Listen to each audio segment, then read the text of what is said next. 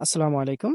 আমরা যারা গরু পালন করি আমরা সবাই জানি যে ঘাস ব্যতীত আমাদের গরু পালন করে লাভ করা কখনোই সম্ভব নয়। সেজন্য আমাদেরও অনেক ঘাস লাগে।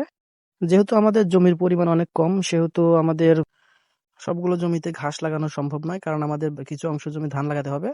তাই আমরা প্ল্যান করলাম যে আমাদের অর্ধেক জমিতে আমরা ঘাস লাগাবো আর আমাদের কিছু অংশ জমি এমনি এক্সট্রা পড়ে থাকে আমরা সেগুলোতে আমরা ঘাস লাগাবো। এটা আমাদের পুরন বাড়ি। এখানে মূলত আমরা থাকি না। আমরা মূলত এই বাড়ির নিচে যে জমিটা আছে ওখানে আমরা ঘাস লাগাবো। তাই আগে থেকে এরশাদ কাকারে বলে রাখছিলাম। এসে দেখি যে এরশাদ কাকা সব পরিষ্কার করতেছে। ওই জমিতে ধনচে লাগাইছিলাম। আমিও ভাবলাম যে যেহেতু কাকা এসে কাজ করতেছে, আমিও এসে গিয়ে ঘাসের গোড়াগুলো কেটে নিই। নেপিয়ার ঘাস মূলত আমরা ২ পদ্ধতিতে লাগিয়ে থাকি। এটা আস্তেও লাগানো যায় আবার এভাবে কেটেও লাগানো যায়। কিন্তু যেহেতু আমাদের ঘাসের একটু সাইজটা একটু খারাপ আর আমাদের জমির পরিমাণ বেশি সে তুলনায় আমাদের ঘাসও একটু কম আনা হয়েছে। সেজন্য আমরা একটু কেটে লাগাচ্ছিলাম যাতে একটু সাশ্রয়ী হয়। তো আপনারা চাইলে এটা আস্তেও লাগানো যেতে পারে, সমস্যা কিন্তু আমি কেটে লাগাচ্ছিলাম। কারণ যেহেতু আমার জমির পরিমাণ বেশি এবং ঘাসের পরিমাণ কম সেহেতু আমি কেটে লাগাচ্ছিলাম। ইশাক কাকা যেহেতু কাম করতেছিল সেহেতু আমি ভাবলাম যে আমিও কেটে একটু আগিয়ে রাখি তাহলে আমারই সুবিধা হবে পরে লাগানোর জন্য। ইনশাল্লাহ পরের ভিডিওতে আপনাদেরকে ইনশাল্লাহ দেখাবো যে গাছগুলো কিভাবে লাগিয়েছিলাম আর কিরকম হয়েছে।